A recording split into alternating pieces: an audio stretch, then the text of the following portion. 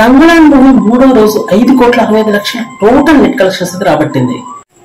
ఇందులో 4,90,00,000 తమిళనాడు నుండి, తెలుగు నుండి కేవలం 70,00,000 మాత్రమే రాబట్టింది ఈ తంగళాన్ మూవీ మూడో రోజు. టోటల్ గా 3 రోజులకు ఈ తంగళాన్ మూవీ రాబట్టేటువంటి టోటల్ కలెక్షన్స్ 23,75,00,000 మాత్రమే. డబుల్ స్మార్ట్ మూవీ మూడో రోజు రాబట్టేటువంటి టోటల్ కలెక్షన్స్ 1,30,00,000. ఇందులో 15,00,000 హిందీ నుంచి రాబడితే 1,15,00,000 మాత్రం తెలుగు నుండి రాబట్టింది. Total collections 10,15,00,000. ఇక ఫైనల్ గా మిస్టర్ బచ్చన్ యొక్క మూడో రోజు కలెక్షన్స్ అయితే కేవలం 85,00,000 మాత్రమే. ఈ 3 రోజులకు గాను ఈ మూవీ రాబట్టేటువంటి టోటల్ నెట్ కలెక్షన్ 5,35,00,000. అంటే ఈ 3 మూవీస్ పర్ఫార్మెన్స్ మాత్రం చాలా దారుణంగా ఉందని చెప్పాలి. ఈవెన్ తంగళాన్ తో కూడా కలిపి మొదటి రోజుతో కంపేర్ చేసి చూస్తే తంగళాన్ మూవీ యొక్క కలెక్షన్స్ మొదటి రోజు కన్నా మూడో రోజు 3 రెట్లు తక్కువగా ఉంది.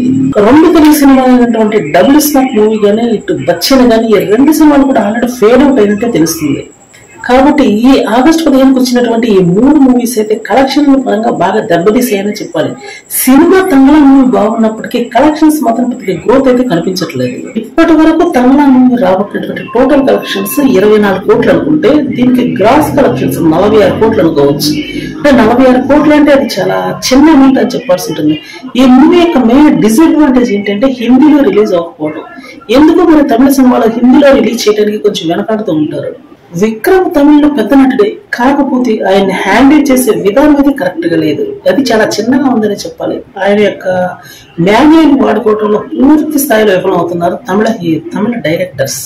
ఇలాంటి క్రేజీ డైరెక్టర్ అయితే షారుఖ్ ఖాన్ తో వండర్స్ అయితే సృష్టిస్తారని చెప్పాలి. ఆల్రెడీ 1000 కోట్లు రాబట్టిన విషయం మనకు తెలిసిందే.